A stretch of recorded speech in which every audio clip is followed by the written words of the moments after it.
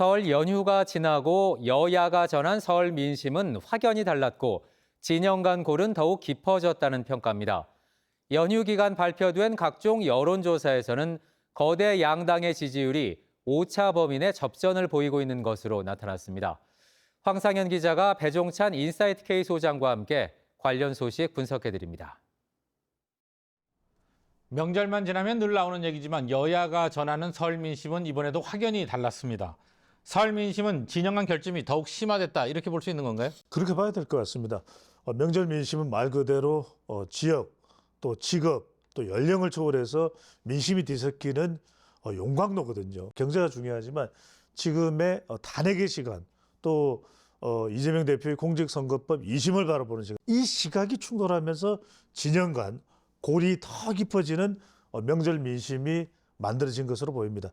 자, 이번 설은 다른 때와는 좀 다르잖아요. 정치적 의미가 더 클 것 같은데 어떤 점에서 그렇습니까?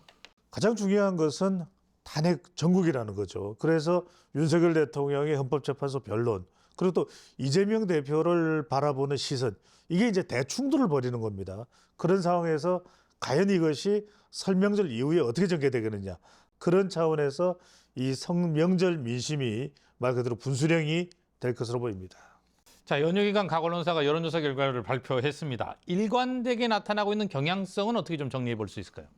보수층 결집하고 있습니다. 그런데 민주당 지지층 탄핵 찬성적도 결집하는 기미가 나타나고 있다는 거죠. 설명절 임박에서 나온 조사 결과를 보면 민주당도 결집을 해요.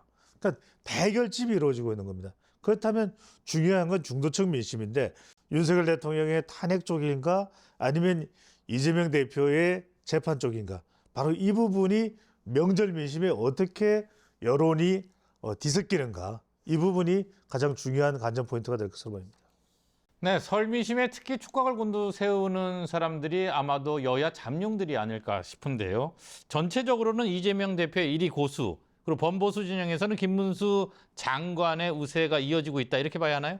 한쪽은 뭐하죠? 이재명 대표는 유일 독주 체제입니다. 하지만 이제 범여권, 국민의힘 쪽은 김문수 대표가 부각은 됐지만 이재명 대표하고 다자 대결에서는 대등한 구조는 아니거든요.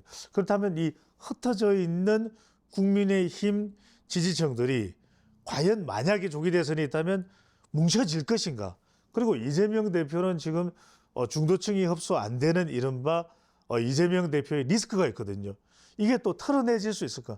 이 부분이 앞으로 중요한 포인트가 될 것으로 보입니다. 김문수 장관이죠. 네. 자, 그리고 이재명 대표는 연휴 마지막 날 문재인 전 대통령을 만났고 포용과 통합의 메시지가 나왔습니다. 그런데 민주당 내 사정은 좀 다른 것 같아요. 그렇죠. 이재명 대표가 계속해서 견제 또 조전을 받고 있는 겁니다. 마치 달마가 동쪽으로 가는 까닭은 이재명 대표가 문재인 전 대통령을 만난 것은 이런 도전, 임종석, 또 김경수, 또 김부겸, 또 김두관, 이런 도전을 제발 차단해달라. 일단은 문재인 전 대통령이 손은 덜어졌습니다만 또 좀 부정적인 이 시선을 보내는 사람도 포용해라. 이걸 이재명 대표가 움켜쥘 수 있느냐 없느냐, 이 부분이 가장 중요한 대목이 될 것으로 보입니다. 네, 오늘 여기까지 듣겠습니다. 고맙습니다.